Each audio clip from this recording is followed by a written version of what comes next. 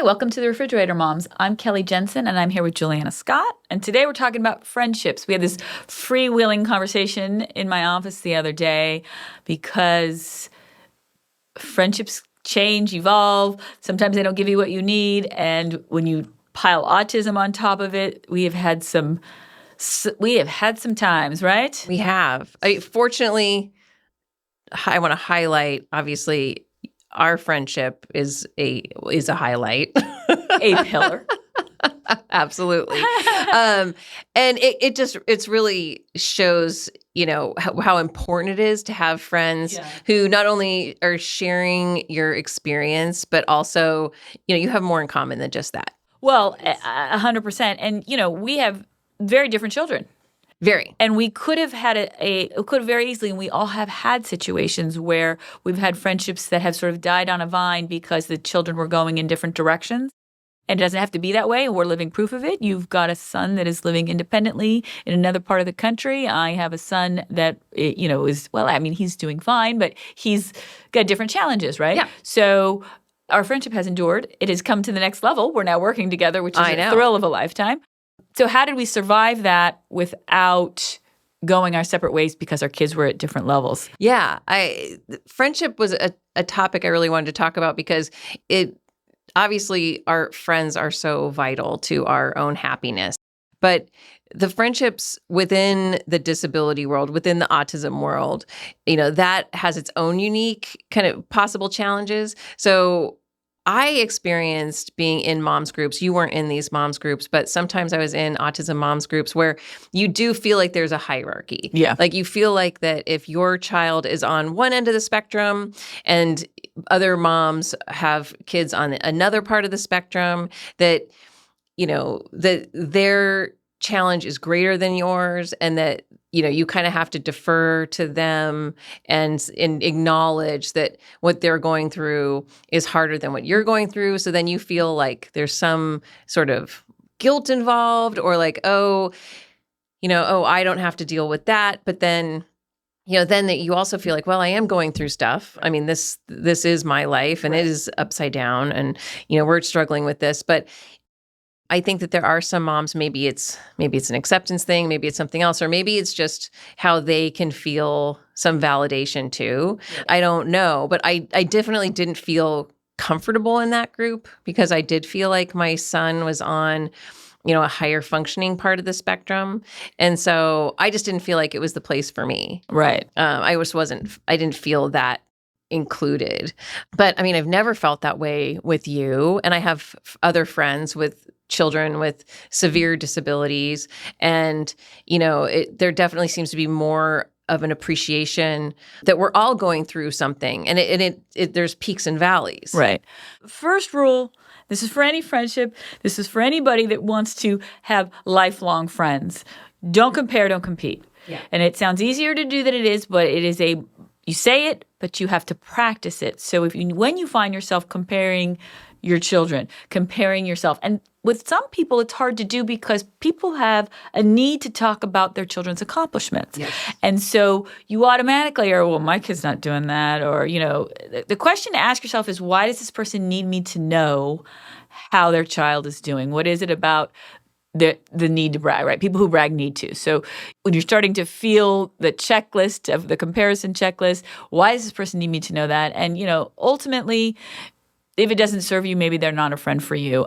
But don't compare, don't compete, I think that's rules to live by no matter what situation you find yourself in. This episode of The Refrigerator Moms is brought to you by Brain Performance Technologies. Brain Performance Technologies is a specialty mental health clinic that offers neuromodulation treatments, including their latest protocol, SAINT.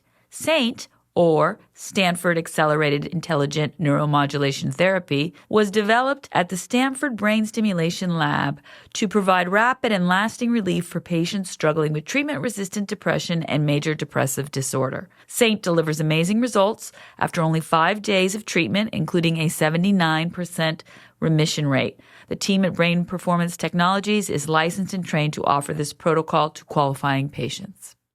Obviously, we've got our own, there's the own, like I said, like the hierarchy within the autism community. But friends who are outside of that world, the friends with the neurotypical kids. Yeah. That was really challenging for me to Right. navigate those. Some friends, got it. They acknowledge, like, I don't know exactly what you're going through, but I'm here for you, Yes. and I'm on board. Yeah.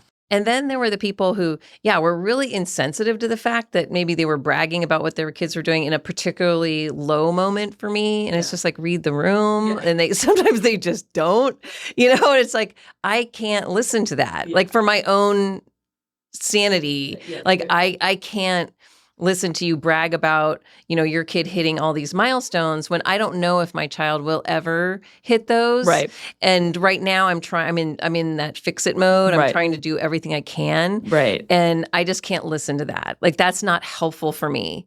Yeah. Sometimes you have parents too that hold their kid to standards. You're like, that's important, really? Yeah. I'm just happy that, we're going to the bathroom. Like, that's Right. great for me. And, you want your kid to be, splitting atoms or, whatever the Right. sport of the moment is. And Right. I don't relate to that at all. And I feel the pressure. Right. I don't even know what your kid must look like. And that's your business. That's your family. But it's hard to be around, isn't it? And then there were also the kind. They were more acquaintances than real friends, but there were the people who were in the group who really didn't get it. There were those people. I remember I was talking to another friend who had a kid with autism, and we were talking about our IEPs coming up. And this woman said, "Oh my God, that sounds so amazing to have all these people come together just to talk about your kid." And I'm like, read the room, lady. You so don't get it. Well, if you think I'm lucky for going to IEP meetings, it's a party. So I'm like, so we can get all that attention. Oh my God! Wow! That's a fundamental misunderstanding of the situation. I'm going to label that toxic positivity. I don't know if it is, but I'm calling it. That is some toxic positivity. And the same brand of person will say, like, "Oh, well, all kids do that." I mean, have you heard that one? That's brutal. Like, that's a brutal one. Like, oh, he had a big meltdown over this, or oh, he doesn't like. Oh, well, all kids do that. It's like, well, like, how do I explain this to you without being really insulting? Sometimes you don't. You don't know any explanation. No. Something like, yeah, maybe, but it was particularly hard for us. Right. And that's it. I mean, they don't really want to hear it anyway. You're more generous. Was it just a big middle finger? What did you do? It was what a did mental. You do? It was a mental middle finger. Well, it was a mental middle finger. That doesn't count.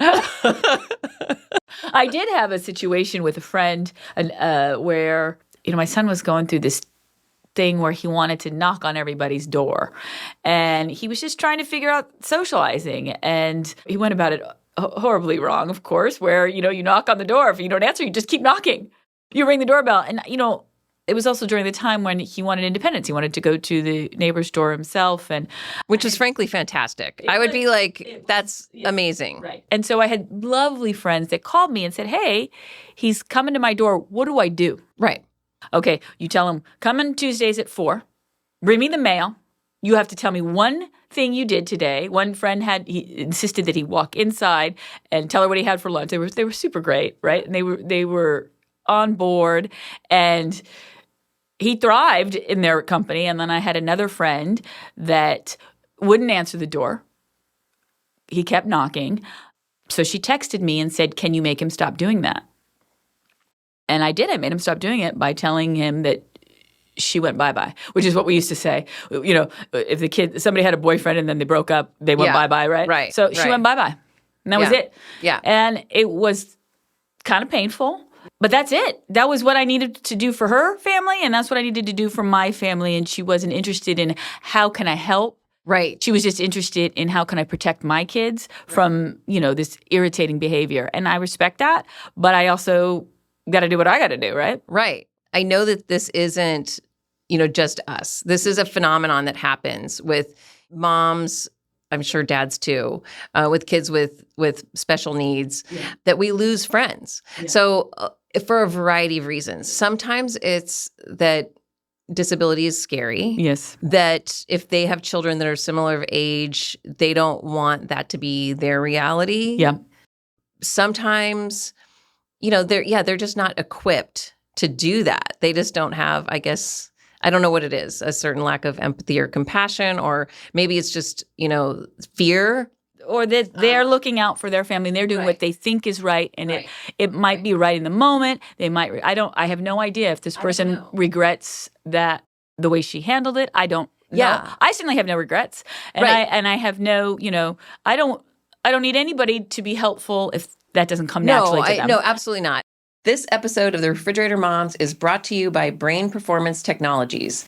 Brain Performance Technologies is a specialty mental health clinic that offers magnetic e-resonance therapy, or MERT, for autistic people aged 3 or older. MERT is a transcranial magnetic stimulation protocol that utilizes an EEG diagnostic to deliver personalized magnetic pulses to stimulate the brain and build neural pathways effective in managing autistic symptoms. One friend of mine, her husband was also friends with my husband. And when I was going through this, I would have liked her support during all this. And he even mentioned it to, his friend, the husband, and said, Jules could really use some support. And her husband said, she can't do that. And I frankly appreciated that. Yeah. It's like, okay, great. Like, I don't need to mourn the loss of that anymore. Right. Like, that isn't going to help me. Right. The other time I've lost many, quite a few. Yeah. And some were from that fear factor, I think. Similar age kids, that's scary. Also within my son's special day class. So he was kicked out of 4th grade. Special day class. It's a special kid who gets kicked out of SDC. And look at him now. Yeah. So best thing that ever happened, by the way. It all worked out for the best. Everything happens for a reason, all those things. Yes. But in my opinion, I think it could have been prevented if they had just listened to me and my husband saying he needed more support on the playground, but that's neither here nor there. But he was coming in to class with lots of behaviors that needed some attention, which again, could have been prevented, but yes. Several of the other parents, wanted to see him gone too. And they were my friends. And they made it pretty clear that, again, they were looking out for their kids and they're like, yeah, we don't want your kid in here because it's making it harder for our kids.